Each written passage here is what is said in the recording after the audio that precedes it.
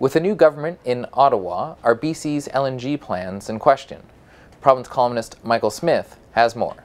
If you remember way back to 2011, that's when Christy Clark first promised this revolution in liquefied natural gas that was going to make British Columbia rich.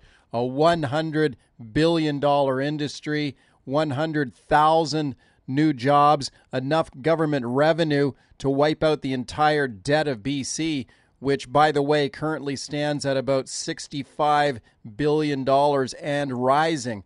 So far, though, we just have the promises, still no shovels in the ground, even though Christy Clark said the first LNG plant would be up and running by this year. Certainly, the industry has not developed along the timeline that Clark promised, that's saying the least. But the government says we're still in a position to get our share of this gold rush. Just wait, the government says it's still going to happen.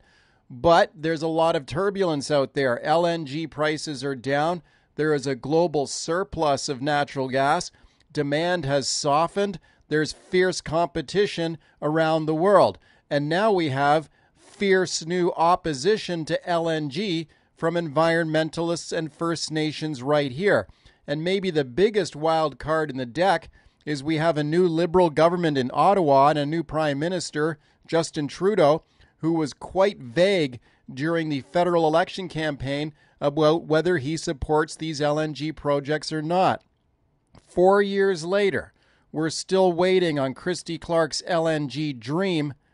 Now, is it just a case of paradise delayed or paradise lost? The next 6 months will reveal a lot.